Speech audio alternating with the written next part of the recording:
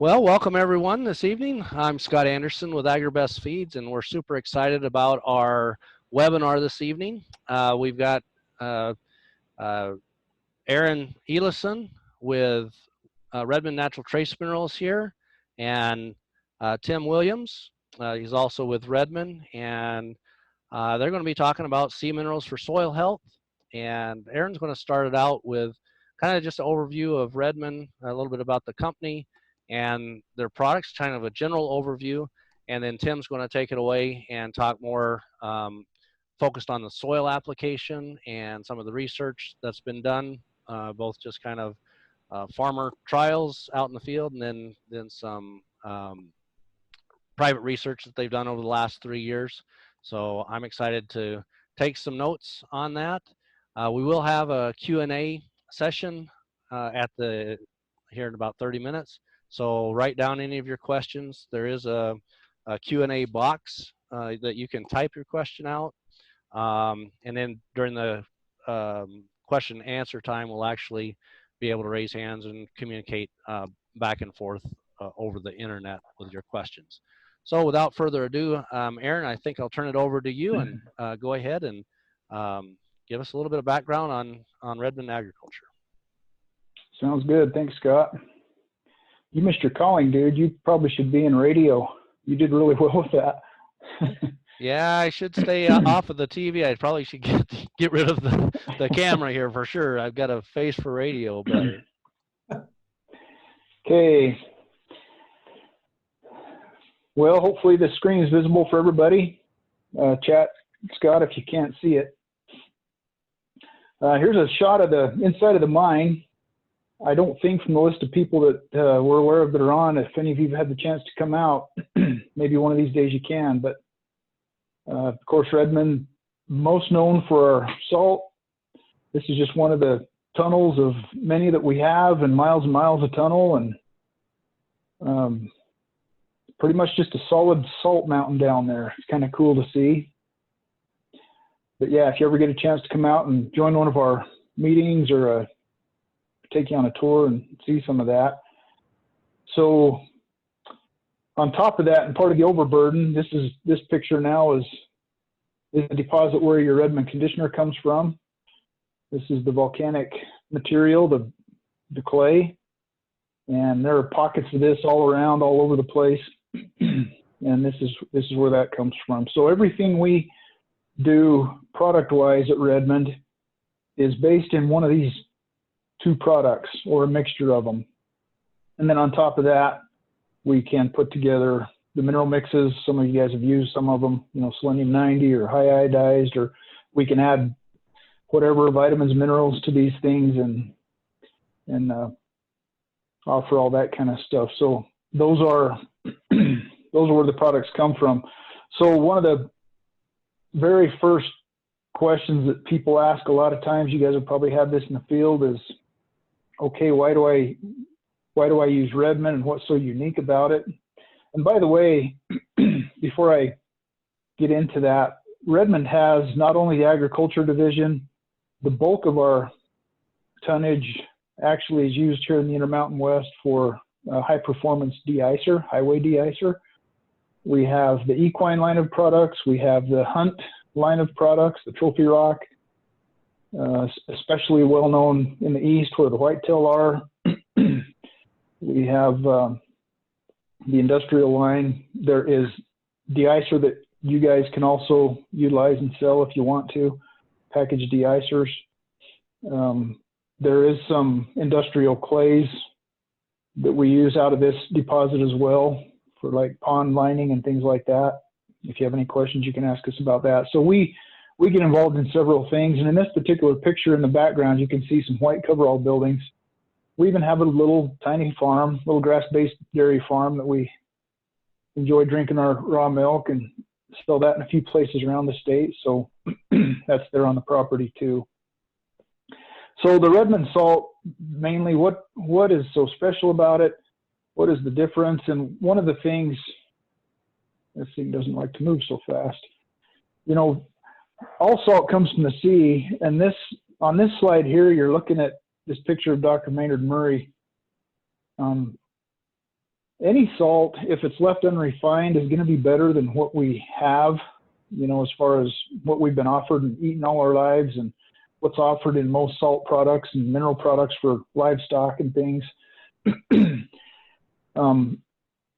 This has a higher trace mineral content. It's pretty rich.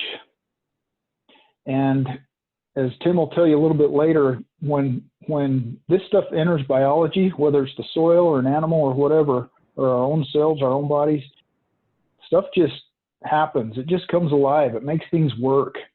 Because it's unrefined, it has all the minerals in the proper balance and proportion from the sea. It just works a whole lot better. And this Dr. Murray, way before his time, talks a little bit about that. That Sea Energy Agriculture is a great little read. If you want to get a hold of that, he will go into a lot of the detail and research he did, both on animals and in growing crops using sea minerals. And so the whole difference here is the way it is, the way it's put together, the minerals, you know, crystalline minerals tend to go through the cell walls easily. They do what they're supposed to do. And just a quick example, even today I was up in Salt Lake training some guys, and one of the dealers up there said, we introduced a guy, he'd been on his own mineral program, and he was on liquid protein for the winter. We introduced Redmond Salt, and 2 cows died.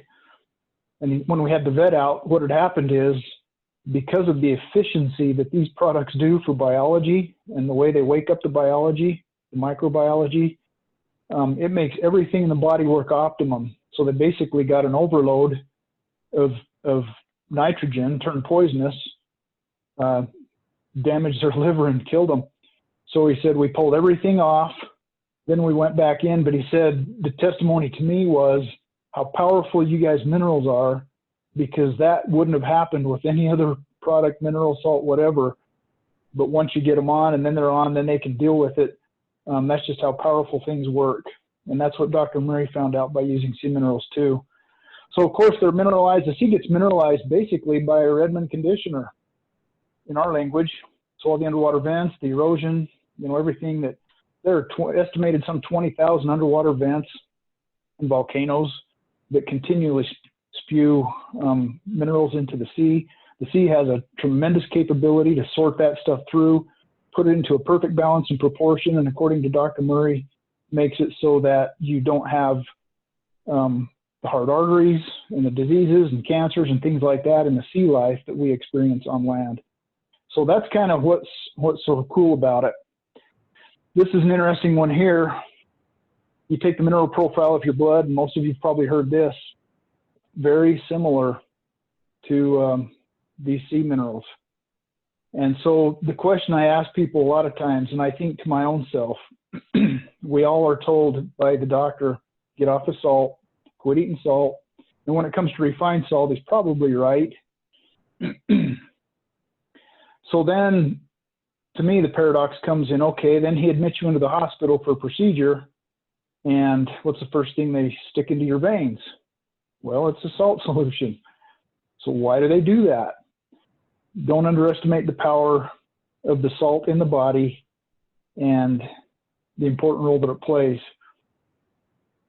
Dr. Bergner, he said, this is your profile. There's just a picture of this statement here. So naturally, the breakout or the makeup of Redmond Salt, for example, is just this. It's about 93% salt and 7% of the traces, and it's very, very similar to the blood profile. So it's no wonder to us that, you know, animals being a good test of this, when they get offered all these different kinds of things, they choose this and they do better on it, and it's no surprise. All I want to talk about with this slide is just the complexity of the mineral cycles, the mineral metabolism. You know, you've got 90 elements, over 90 elements on the periodic table. They are very closely interactive with each other, some a lot more so than others, as you guys know. Minerals drive enzymatic action, the bacteria. I mean, just a huge, huge web of complexity that nature has put to us. But the cool thing is you got simple products like Redmond that really make a difference. And nature has a way of putting all those little pieces together. I mean, for all that's going on here and all these minerals, and when it has gone from when I was in college, you know, 7 or 8 essential minerals to an animal's diet, for example. Now, depending on who you talk to, they're up to 13. You know, we just can't wait for science to catch up, and science does tremendous things, but there is a reason and a purpose for all of these elements and the way they interact with each other. Even the heavy metals play a role. So this is just one of those things. It's kind of like putting compost on a field. We just all know how good it is when you put compost on a field. It's just one of those good natural products. Nature knows what to do with it. The biology knows what to do with it. And Redmond minerals are the same way. So I don't know if you got any questions, Scott. Did I cover that okay? If you want a little bit more introduction, that's fine. But otherwise, for the time allotment, I'll let Tim take it over. Tim joined us about, what's it been? Going on almost 4 years now. Yeah. Comes from a pretty strong soil background. He spent 12 or 15 years actually with one of our Midwestern distributors that have a pretty strong animal and soil history and do a lot of good for people out there. And so Tim's got some good experience there. But anyway, one thing led to another, and 4 years ago, we just hired him on to help us with this effort. And so I'll turn it to you. Okay, thanks, Erin. So good evening, everybody. Just to give you a little background, like Erin said, been connected with soil health and fertilizer and the Redmond products now for about 15 years. And it's been a lot of fun to be involved with the soil side of it. I have to admit, when I joined Redmond, I never thought I'd be on this journey that I've been on, trying to understand these products and how they work and why they work and how to use them. So it's been a lot of fun. When I first started hearing about putting the salt on the soil, I was a little skeptical, because you need to understand I came from a background that they were constantly preaching low salt or no salt fertilizer. And now here we're putting it on the soil. And so it's been a real eye-opening experience for me. So when we look at this and we try and narrow it down to make it easily understood, Erin and I have come up with these 3 things basically, and it's simple to remember, but really what they do is they increase feed quality, the products improve soil quality, and they're simple to use. So this slide here, so before I came on board, Erin had been doing quite a lot of field research, and now I think it's been probably 10 years or over, I believe, Erin. We've been doing field research, and so these next couple of slides is just a quick summary on what we saw on the field research. So on grass, you can see that what we like to look at for forage quality is the TDN, total digestible nutrients, and then also the relative feed value or relative feed quality. And the grass there, that's 5 different farms and different field trials across the country. And you can see there's a nice increase in compared to no fertilizer and compared to the Redmond. The trends that we see is typically the TDN increases 2 to 5 points, and relative feed value or relative feed quality is going to increase anywhere from about 10 to 30 points. That's what we've been seeing. And on corn silage, we're seeing a trend where starch levels are increasing as well. So it's pretty amazing, and we'll get into that in a little bit here. So you can see the relative feed value also jumped by about 30 points there too, from about 1.7 to about 125. So about 20 points there. So if we go to the next one on alfalfa, this was on 8 different farms across the country.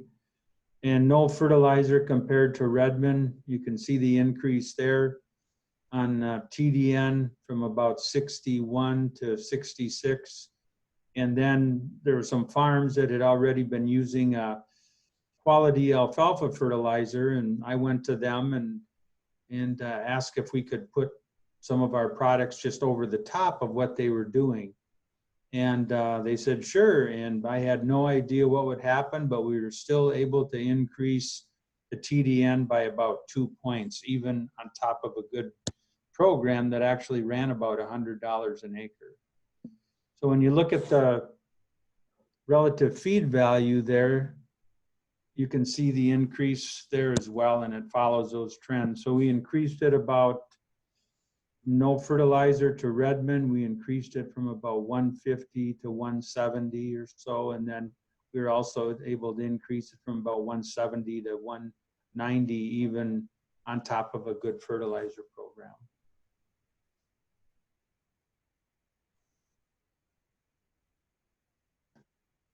In the previous company I had learned to really look at the soil as like the stomach or the rumen of the plant. And really what we're trying to do is we're trying to create the optimum environment to be able to allow the biology to deliver the minerals into the plant. So the more oxygen we can put in that environment, the more balanced available minerals, the more the biology is going to be energized, and the more efficient that whole process is going to be. So this here, now we're moving into third-party research. So this was a private research company in Wisconsin. That's where I live, is Madison, Wisconsin. So I found out about these guys, and it was easy for me to help manage it, being right in Madison, Wisconsin. So we've been doing research for 3 years now. First 2 years, we did the research on a sandy loam soil. And this last year, 2019, we did it in a heavy clay soil, like a clay loam soil, with a CEC of about 20 and organic matter of about 5. So Erin and I were pretty excited to get that, because the first 2 years we had been doing it on a sandy loam with a CEC of about, I think it was 8 if I remember right, and about an organic matter of about 2%. So year 1, if you look right under the year, you can see the NP and K numbers. That's the pounds of actual NP and K that went on the control treatment. And then the treatment that's listed is the treatment that performed the best. So over the last 3 years, we've done different treatments. We've tried different combinations. The first year we looked at salt alone, we looked at conditioner alone, and we've just zeroed in over the last 3 years on what we feel are the best combinations, and then also the best application levels as well. So again, we're focusing on that TDN, relative feed value, and then we're looking at yield here. So in year 1 on alfalfa, TDN, you can see the increase there was 3. Relative feed value increase was 8, and we had about a ½ ton yield increase. In year 1, we had manure, and we also had some additional, on our SR65, 300 pounds, we had just manure with that, no extra NP and K. So SR stands for stress relief, and then we put on 300 pounds, and the 65 means 65% clay conditioner and then 35% salt. So year 2, they put on, we did no manure, and on the control treatment, they put 80 extra pounds of potassium on the alfalfa. And as you know, alfalfa loves potassium, and potassium tends to drive yield. on alfalfa. We put on 300 pounds of SR35, so that was a blend of 35% clay conditioner and 65% salt. TDN, we were 1.2 heavier or higher, relative feed value 7, and yield was basically a wash. But again, we did not put any extra potassium on our treatment. So year 3, So year 3 was pretty amazing to me because that was that heavy clay loam soil. And it was so heavy that on new seeding alfalfa, it only called for 25 actual pounds of potassium. And we did SR35, 100 pounds, and then the SR65 at 300, that performed the best. TDN, 3.6 points higher, relative feed value was 18, and we saw a little bit of a yield bump. Now, the interesting thing about that relative feed value, at first cutting, there was basically no difference in any of the treatments. So I don't know about you, Erin, but I was thinking like, oh man, what's going on here? This is not good. But then I started thinking, it's like, you know what, that soil is what I call big soil. It's got big capacity, big potential to drive yield. And so maybe it's going to take time. And by second cutting, basically 30 days later, we had increased that relative feed value of 18 points. That was, to me, was really, really impressive. So now going to corn silage, that first year had manure, and the control called for 81 units or pounds of nitrogen, and then you can see 9 of phosphorus and then 19 of potassium. Our treatment right underneath it was 300 pounds of SR65, and then we added 51 units of nitrogen in the form of urea. We had a TDN increase of 5, a starch increase of 15, and the yield per ton was a little bit lower, probably because we didn't just have quite the amount of nitrogen, because nitrogen does drive yield in corn to a certain degree. Interesting thing about that is increase of 15 points on starch was huge, and we actually came in at about a 45% starch, which is tremendous. I think 30 to 35 points is usually the average, and to get 45 was really something. Now I need to add that these treatments are all done on replicated plots, and they use standard operating procedures, and they really do everything by the book. So that replication is, they take an average of all 4 plots. So that's really important to remember that. So to be able to average that 15 over 4 plots is really, it's pretty amazing to me. So year 2, on ours and theirs in the control, no manure, but you can see right under year 2 there that they put on 150 units or pounds of nitrogen, no phosphorus, and then 140 pounds of potassium. We saw the best performance with 100 pounds of SR35 and no extra NP and K. TDN, about the same. Starch, we saw a little bit of an increase, and then the most amazing thing to me, we saw a 1.5 ton increase on our treatment. And that's with having no extra nitrogen and potassium.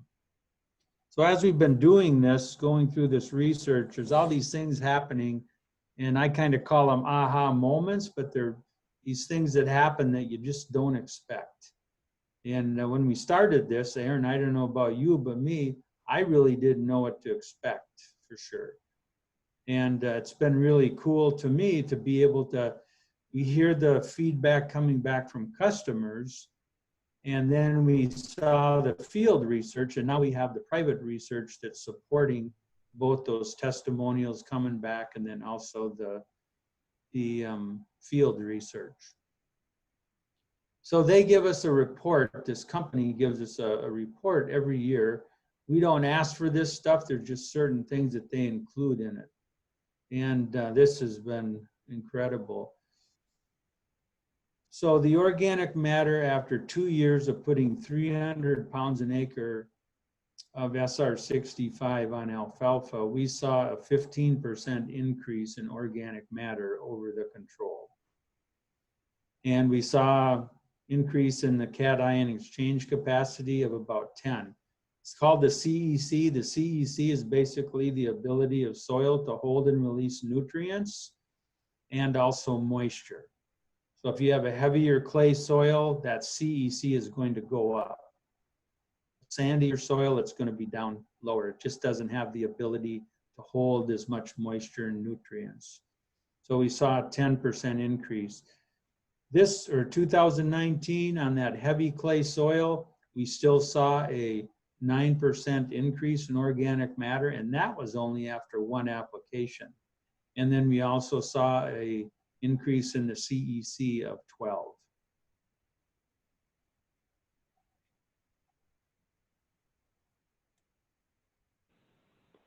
And Tim, that's 12%. So that would be like, if the CEC is 15 or whatever, that's 10% would be 16.5. So it was like the difference between 15 and like 16.7, just in case, just making sure everybody understood that part. Thanks for clarifying that. So then I don't know if any of you have heard of Elaine Ingham. She's a soil specialist, and she really focuses on the life of the soil, and she created this concept called the soil food web. You can go online and look that up. And found out that she's got her own individual labs across the country. And what she'll do is you can send in a soil test and take the cores and send them in, and she'll actually test the different bacteria levels and different species to see the difference. So it was interesting that in the control, this unit there is that they look at, Redmond had 57, and the one with our control had 16. So that's a really nice increase there. Protozoa, we had 32,600 pounds, gram, I guess it is, or I'm not sure. Erin, do you know how to read that? Is that how that reads? I believe so. I guess. Yeah, that's how many per gram of soil. Yeah. I don't know who counted all those, but yeah.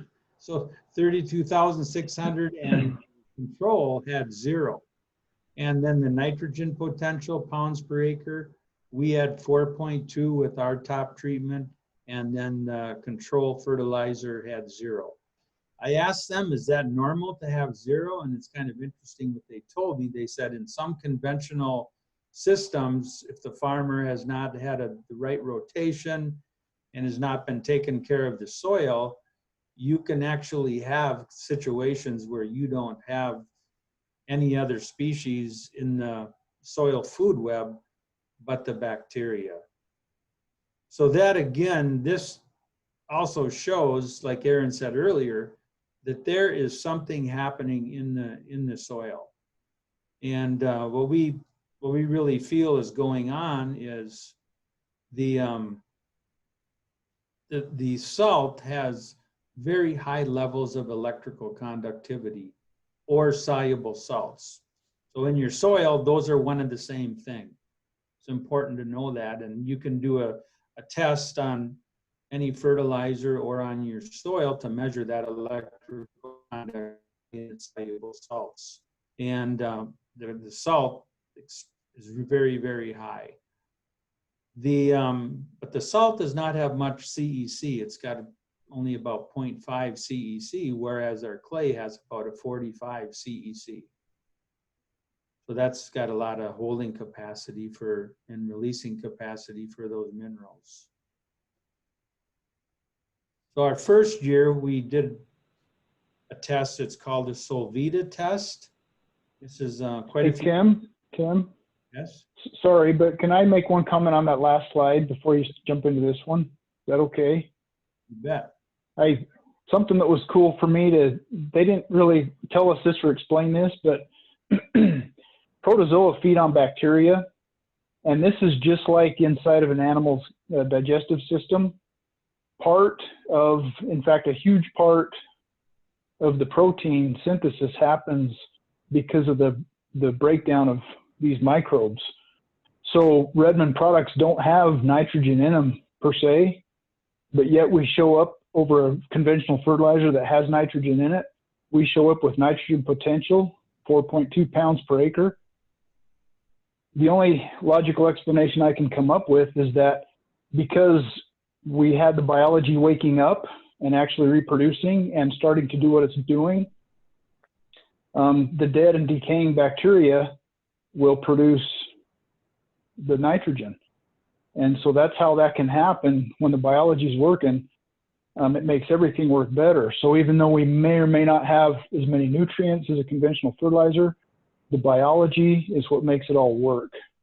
That's a huge part. So I just wanted to throw that in, that's probably where that nitrogen potential is coming from. It's just because now we're breeding bugs. We just got bugs working for us.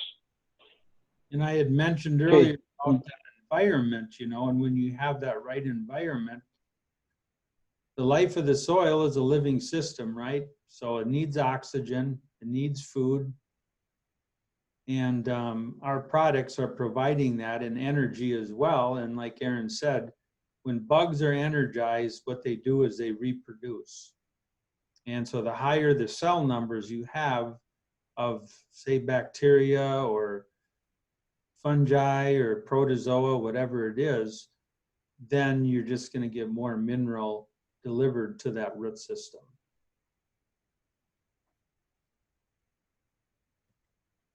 So the SolVita test, this is where they also take a core and then they add moisture, and then what they do, they actually measure the amount of carbon dioxide that comes off of the soil, and then that is measuring the amount of bacteria on that soil, because when bacteria or any of the microbes breathe, they release carbon dioxide just like we do.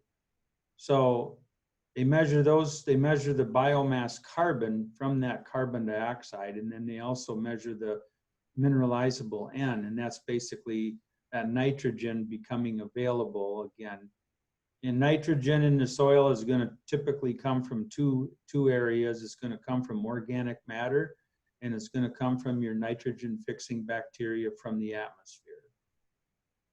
So you can see the difference there, and there's a big increase in the Redmond Salt over the control, which was NP and K, and there's a big increase in the carbon as well on both the grass and the corn silage.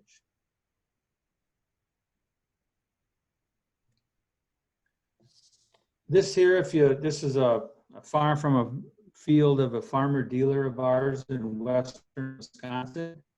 You can see on the far left, and the photo on the left, over to the left side, it's greener there, and this farmer put on 250 pounds of SR65. Right in the middle area there, you can see where it's not as green. He didn't put anything on, and then way over to the right, we put on 500 pounds. And we saw about a 30-point difference in relative heat value from the left side and in the middle. And on the middle, on the right side, that 500, we did not see a huge difference. And I think that shows you that more is not always better, because it's always about balance. And that's really what is super critical when you're looking at fertilizer or you're looking at livestock mineral. And I think what's really caught my attention with these products is these products are so perfectly balanced by nature that we're seeing some amazing things happen. And the mineral, the type and the form of mineral in these products is highly available too.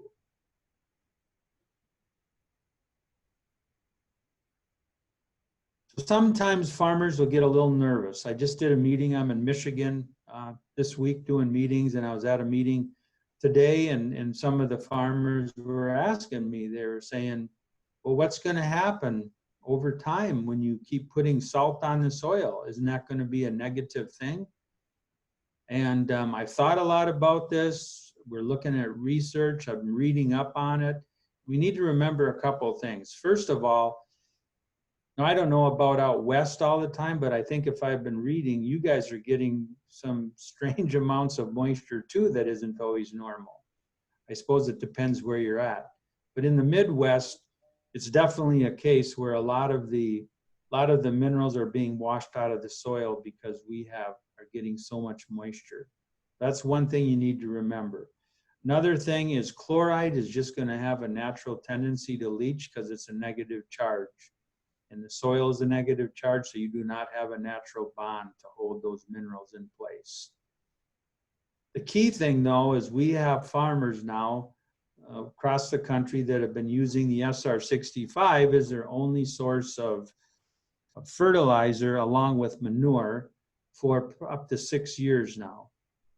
And so what we're doing is we're looking at soil tests, and we're looking at feed tests, and we're watching the sodium and chloride levels, and we're keeping an eye on the quality of the forages too. So when you look at on a feed test, sodium can be all the way up to 0.15, and here it's at 0.01. This is on haylage. Chloride should be at 1% or under. So after 6 years, we're at about 0.45. You can see the digestibility. TDN is 65, and if you look over on the right, the range, that's basically some labs, they will give kind of the range of the region for other farmers. And so you can see that TDN is at the high end of that range. Relative feed value, if you're at 150 or above, that's doing well, and relative forage quality is 164, which is very respectable too. So here is the same farm where that test came from, and this is on the soil test. The soil test, when you look at the base saturation sodium, it's identified as Na on that test, and we should be at 5 or under. And where you can see, we're not even at 2.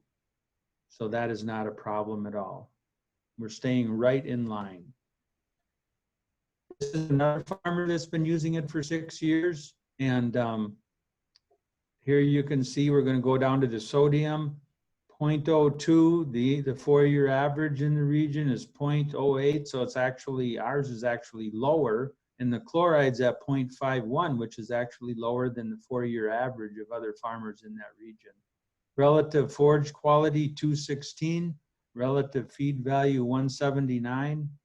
TDN, again, is at 65, and the rest of the area is at 62.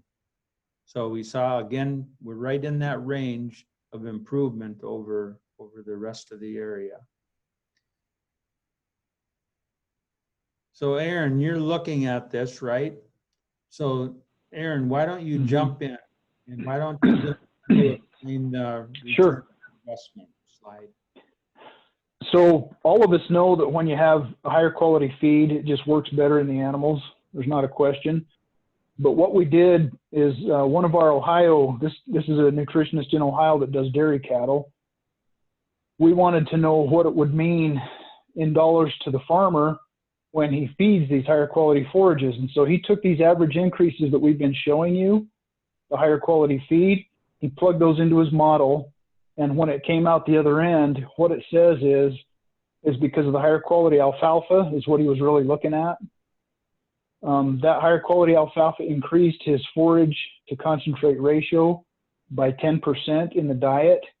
So that means they had to buy less ingredients off the farm. They could feed more of their own feed. And that cost savings amounted to $146 per cow per lactation for one lactation. The other thing is they get paid for butter fat. And oftentimes when you increase the forage, you're changing the acid profile in the rumen. And so you get a little bit more butter fat. They get paid for that.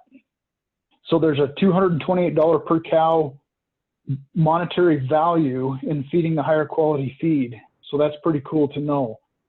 And then this next slide shows where you take that $228 a cow, you're spending $54 an acre in this particular area to put on SR65. And so you have a return on what you're getting from the cow on a per acre basis of 4 to 1 at least. And the production of the alfalfa is even higher than that, but just to keep the math easy, that's what it comes to. So really, this is just a way to show you monetarily the difference of feeding a higher quality forage to the cows, what that means when you have that higher quality forage. So very much worth the investment to these guys to do this. All right, thanks, Erin. So how does it all happen? We talked a lot about this already. I'm just going to drop to the last one, detoxifying the microbial life in the soil. We know that there's a lot of that goes on in the animal. We know that clay has the ability to bond with toxins and remove it from the animal system. And again, we're looking at a live system in the soil. So I've always just thought, why wouldn't it do a similar thing? And we got plenty of reports back from farmers who, like out in Pennsylvania, they wrestle and they have a challenge of, it's called wild yeast. And a lot of our customers out there, they really say that they feel it's improved since using our clay conditioner in that SR65 or an SR50. We also had a couple of years that he put salt on, and he was able to decrease the parasitic nematodes by about 50% or so. And as you know, the parasitic nematodes are a big challenge. This was on soybeans, and that's a big challenge out in the industry.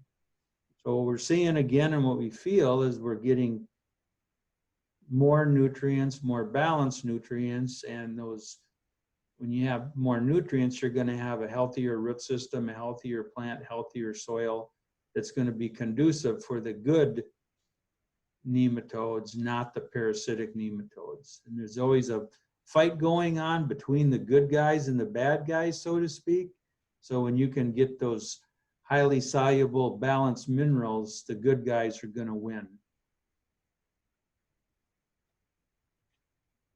So application, if you look at salt alone, we feel 50 to 100 pounds an acre is the sweet spot. Conditioner, 100 to 200 pounds an acre. So when you look at like an SR65 or SR50 coarse or fine, we're looking at 200 pounds to 300 pounds an acre. And we have guys that are broadcasting that, or they're putting it through a planter 2x2 away from the seed. So I'm going to try something here. So I have this is our SR65 fine product, and I think if I hold it up there, you're going to be able to see it pretty good.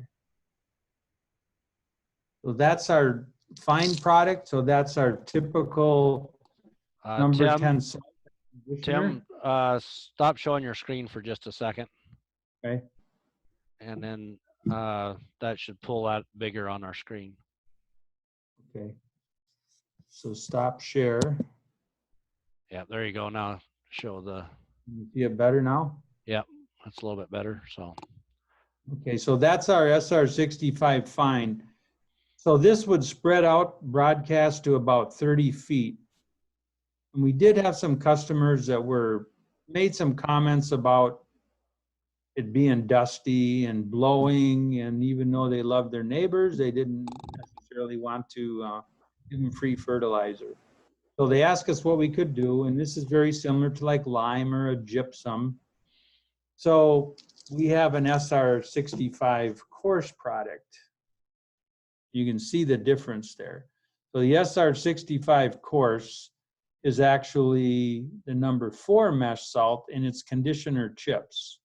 So if I open this up, I'll just show you one of these chips. They're different sizes. You can see it's a little chip, and it's not like gravel. One farmer at a meeting said, well, that's like gravel. That's going to take forever to break down. Well, no, it isn't, because you could see there it just broke right open. It's clay. And I put this blend in water before. It'll actually dissolve in about 60 minutes. So that's not a concern. And the big benefit with this product is this will spread out to 60 feet, no problem. It's about a 75% dust reduction, and it mixes great with everything from nitrogen to potassium, calcium, potassium, forms of sulfur. So it mixes with about anything, poultry manure, anything you can think of. So we've had a lot of compliments on going over to that product. Both of these products will go through a planter, through the starter box.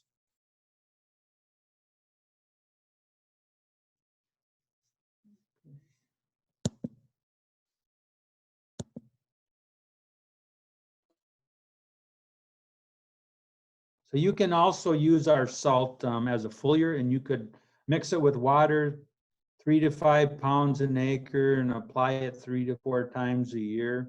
In my opinion, the best of both worlds is to put some on dry, and then during stress periods, you could put it on as a foliar. Mixes really good with other liquid products. We have farmers that they'll mix it with chemicals and put it on every time they go across the field, even though it might be even just 1 pound, just to get more minerals on the field. Something else we learned, just quickly before I forget, I want to tell you something I learned about salt. And I spend a lot of time just reading up on it, trying to find research. What I learned is there's something called osmotic pressure. And that's the movement of water through soil. Well, what I learned is if you have the right amount of salt in the soil, it's actually going to pull moisture into the root zone. If you have too much salt in the soil, it's actually going to steal the moisture or the water from the roots. So that's why when you have real salty soil, a lot of times with a lot of irrigation, you get too much salt in the soil, and that becomes a problem. It's really hard on the soil structure, but you're also stealing the moisture actually away from the root system.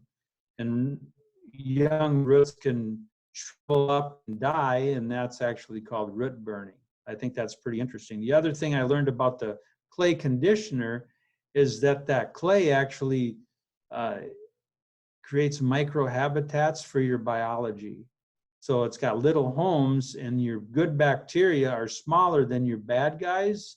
And so your good guys hang out in that clay, and the bad guys can't get them because they're protected inside those clay particles. So I thought that was fascinating.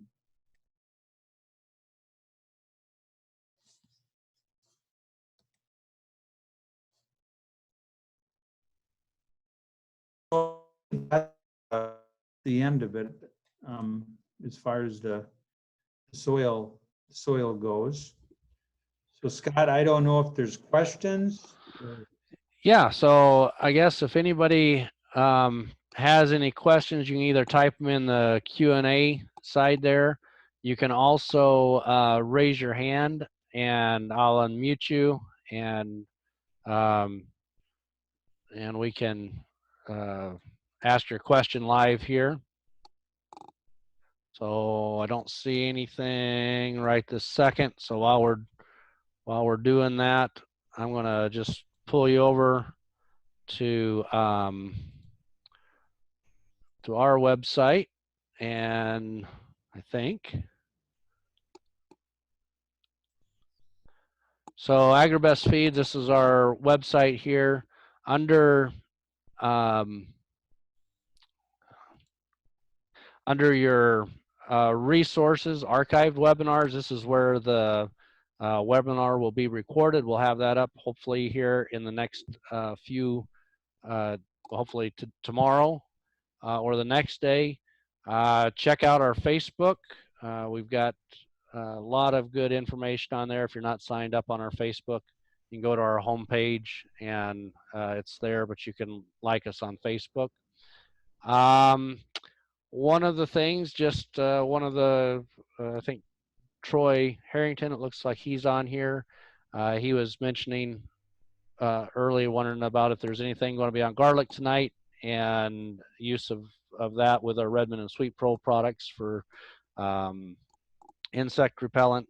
We've had some incredible results with that for insect repellent, flies, and we've got a lot of guys that are using it for lice at this point. So that's just kind of a little shout out there for that on the cattle side.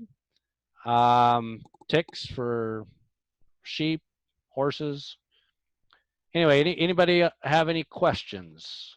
Well, we've got Tim and Erin here. Just raise your hand or type your question in.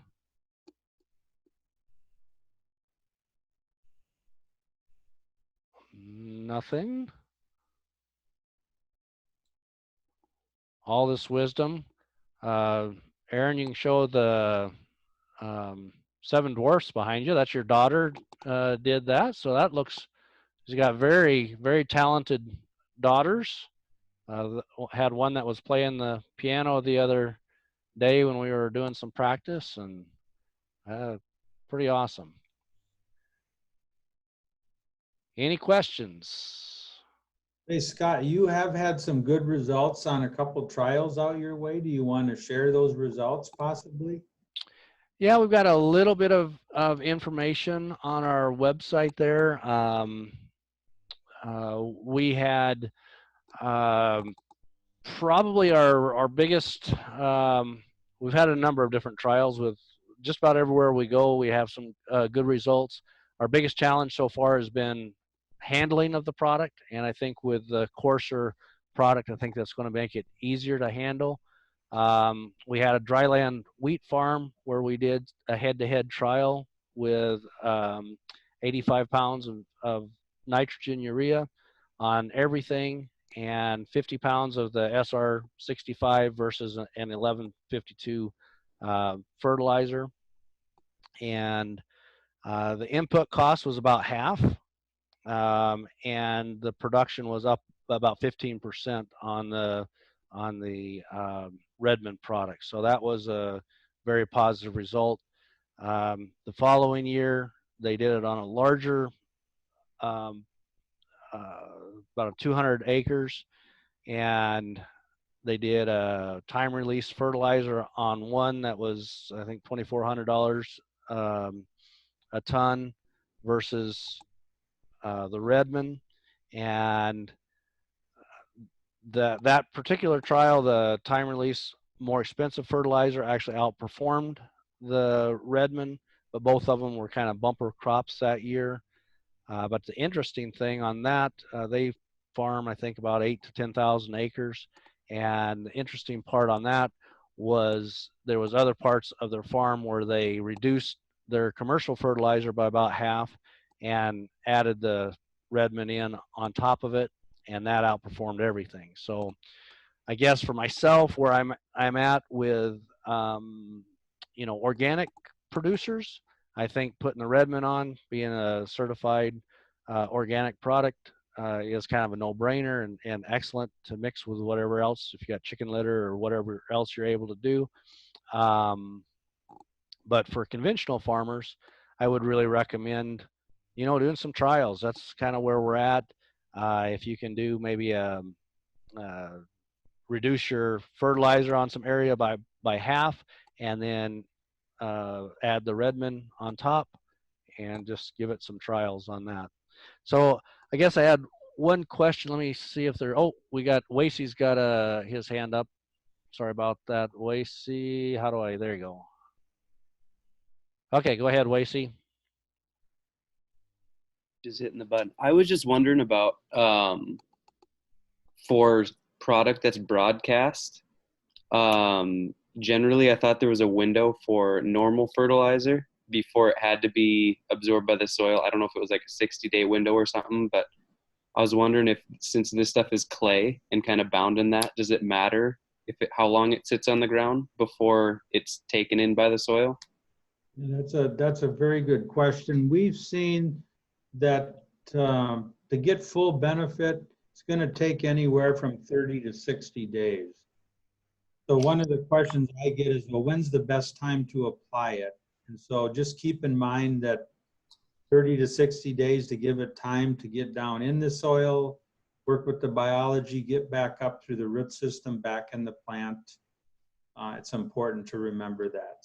Some farmers will do split applications like on grass and alfalfa. Others, of course, you'll do a single application like before planting. In our private research, all of the fertilizer that's been put on so far was done at planting, whether it was corn silage or grass or alfalfa. Does that answer your question? Yeah, I think so. I was just kind of wondering if there was a difference or if this stuff could sit on the soil longer than maybe other fertilizer that you would get, and see if there was a difference. I don't know. I get questions about, well, should I put it on in the winter time, you know, and I think it makes sense to put it on when you have a growing plant or right before planting or right before, you know, that comes out of dormancy, just because if you get a lot of rain or something, it could wash out some of the nutrients and you're not going to utilize them. But at the same time, it's not always easy to be able to apply fertilizer at the perfect time. And if you wait for the perfect time, you might not even get it done. So kind of learned over the years that if you can just keep, you know, feeding the plant even once a year, even though it might not be totally ideal every year, you can just keep doing that. It's going to make a big difference for your soil and the crops you're growing. Okay. Let's see. That's an excellent question and great answer there. We got your connection there, Leo. Thanks for connecting with us. Paul, you're asking cost per acre on Redmond. That's going to run kind of depending on what you're using and how much of it you're putting on. At kind of a rule of thumb, let's see, I guess, where are you? I'll unmute you. I think I did. Where did you go? Okay. I don't know if you can, where are you from, Paul?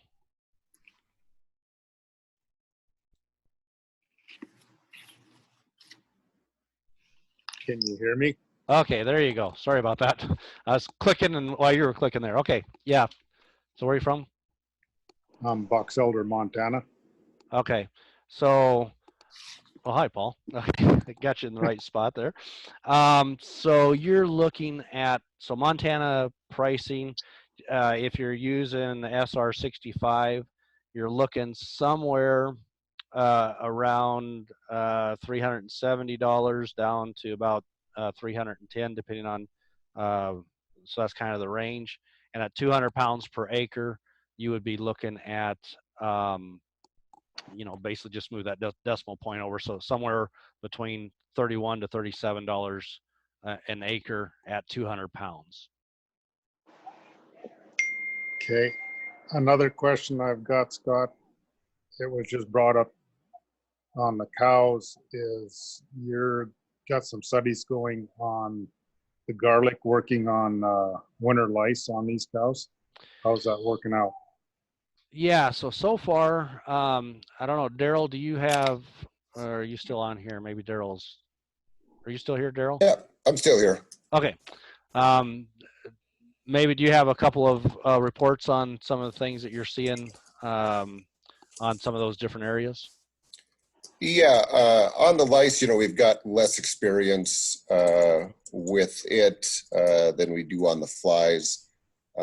But we do have people that come in with the specific problem of lice, and they're wanting to do something about it. And they do, we do recommend, obviously, the Redmond with garlic, and we've had good feedback that they do feel like it is making a difference. It seems like in some areas lice are just really bad this year. They've poured them and now they're struggling with lice again. And anyway, yeah, so we're seeing some good positive response to it. As time goes on, we'll have even more confidence in it as we have more feedback, but we're a little bit newer to the game on the garlic with lice compared to the fly control.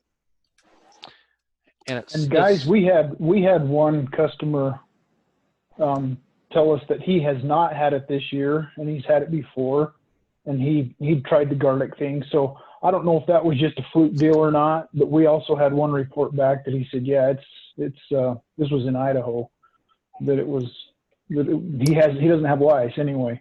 So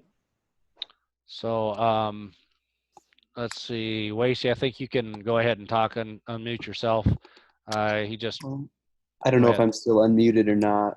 yep, I can hear you.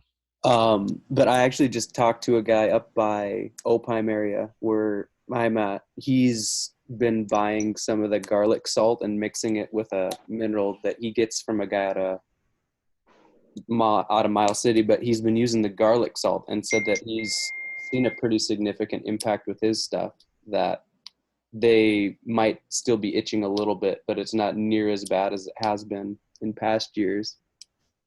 And he hasn't done any pour on or anything with his cows this year. He's just been using the garlic salt.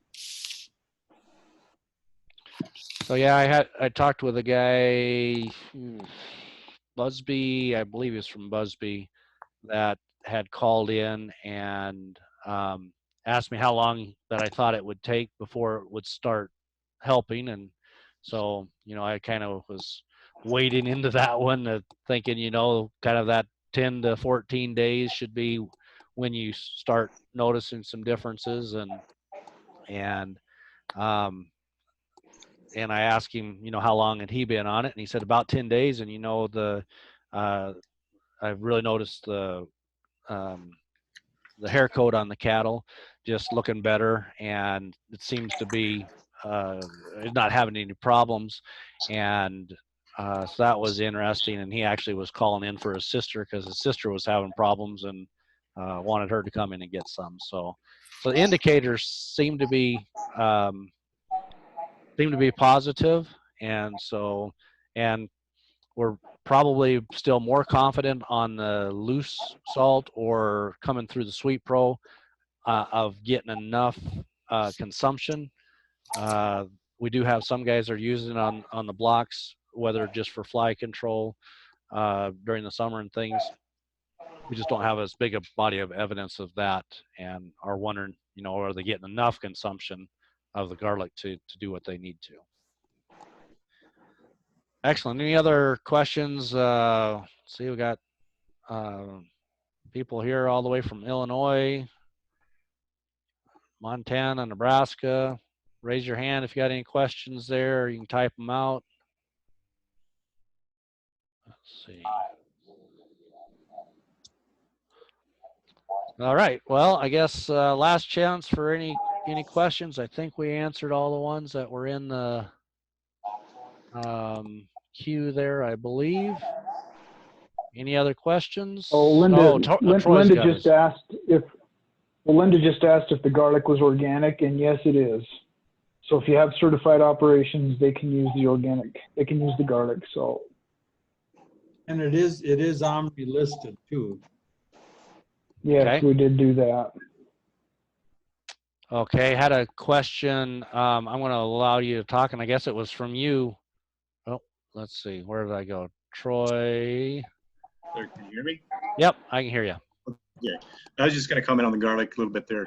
Had a lot of people using it down here this year for the lice, and had a lot of good feedback. I mean, there's several guys using it right now, and I've used it twice, 2 years now, and I never poured my cattle in the fall. And there's I'd say 2 or 3% that are starting to rub just a little bit. And in the past, before we started using it, they were well into it by the end of January. So definitely, and I'm using it through the tub, and I was going to mention that too. Scott had said that it seems to be working a little bit better through the tub, but got some new guys on the salt, and I'm already getting feedback on them and saying it's a lot better. So just to kind of add to that, I guess it's definitely doing some good. A lot of positive. Troy is our actually a top dealer. Kind of a shout out to him. He's been our top dealer for AgriBest on both Sweet Pro and Redmond side for a number of years. He's out of southeastern Montana, And so thanks for that. And then Troy, you had a question, had a organic guy. I don't know if Erin, if you saw my email on the stress blend, is that organic or is that available? You know, I'll have to ask about that. I don't believe it is. So I'll have to find out if we can get that organically. Okay, so the stress blend, just for everyone's, that's cloves, chili peppers, and cinnamon, and really excellent for gut health, and also for help combat against heat stress, which we don't have to worry too much about right now, but good gut health. And if guys are struggling with scours or coccidiosis, you know, we really lean pretty heavily towards Sweet Pro. It brings in some good gut health in and of itself, but we can add the stress blend if there's additional help needed on that, and or be able to come alongside with the garlic. It's available, or the Redmond Salt is available in that as well. Okay, Randy, go ahead. And Randy, he's from down, is a dealer from down in eastern Nebraska. I had a question at a producers meeting I just put on about 2 weeks ago. Is there any Redmond in the horse paste at all? No, not in the not in Sweet Pros or so Equilix Gold. I don't believe. Rod, are you still on?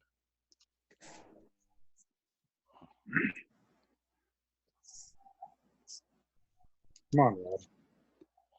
There, I think he's coming. Am I there yet? Yep, there you go. It's a long ways around there. All right. What time's breakfast, Paul? 6 o'clock. Same time as always. No, there's no Redmond in any of the Equilix, Ecopride, or the paste. That's Thank one of you. the things we'd like to. We're kind of working in the background on trying to get some of that done, but nothing yet. Okay. All right. Anything else here? All right. Well, I think, let's see. Okay. So Leo said, so,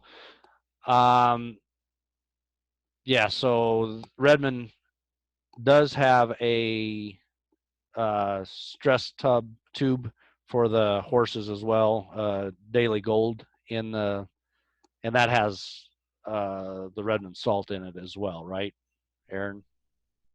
Or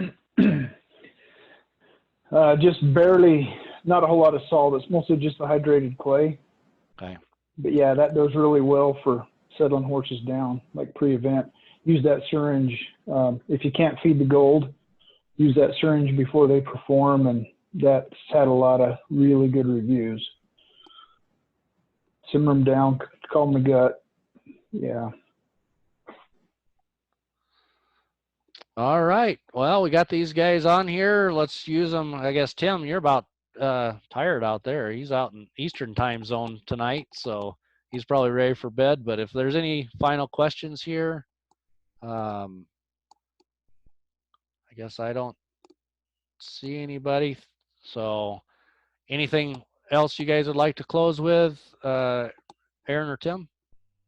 Well, I would just like to offer that, you know, as about this, anybody who's on tonight, as they come up with questions, to go ahead and, you know, get a hold of me.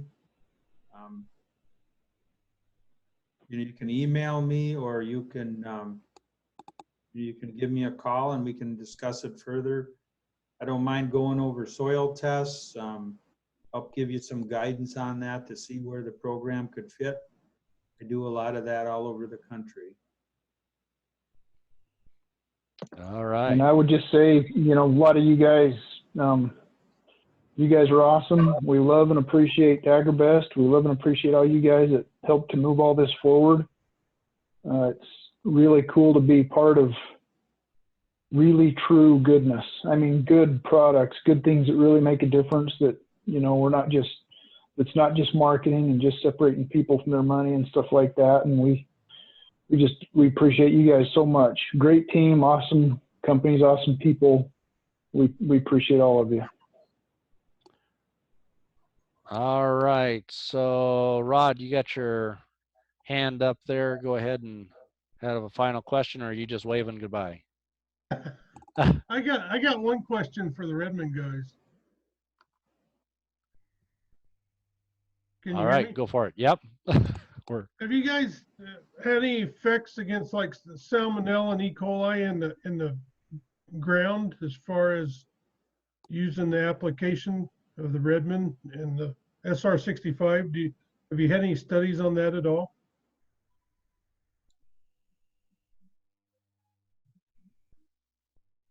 Erin, do you? Nope, we haven't performed any on that. We can only speculate. And I was trying to go back in my memory from a couple of things other people have said. We've had, you know, like Steve Campbell in the past on a webinar a few years ago and stuff like that. There are those who say that with some of the binding capabilities that come with the conditioner or the clay, that there might be some of that action going on, but that's not anything we've ever actually studied. So I couldn't tell you with a surety that there is data to back that up. Thank you. Yeah, Scott, two other things too I just thought of that. So we also have customers, and we have not done the research on this, but we have customers that swear that when they use our products that it changes the weed pressure, and it changes the type of weeds that are growing once you get all these minerals into the soil. The other thing is you get better flavor in your forages, whatever it is, and that makes a lot of sense because when you think about salt, it's a flavor enhancer, and when you're putting on 50 to 100 pounds an acre, it is like taking a salt shaker and seasoning your soil. That's about the level that you're putting on. So I have had so many farmers tell me that their cattle or horses would not go out on the pasture. They didn't want to stay out there. They weren't content. And once they started putting our products on their pasture, the animals didn't want to come off. If I've heard that one time, I've heard that many times. So that makes a lot of sense too. So kind of two side benefits from it, even though not proven with research. When you hear it enough coming from your customers, it sticks in your head. All right. Well, thanks a lot, guys. Thanks to Erin and Tim for connecting with us here this evening. And if you have any further questions, you can connect with us directly or your dealer. And then if you want to order any product and get it rolling, it comes in.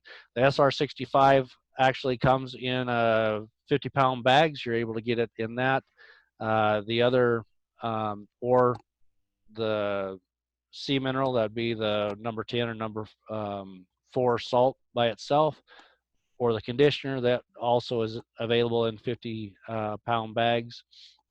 But you can also get it in 2,000-pound totes or in bulk. So if you have any questions on that or want to order, visit with your dealer or give us a call and we'll get you lined up and we'll go from there. Hope everybody has a good night, and thanks again for attending. We'll see you. Thank you.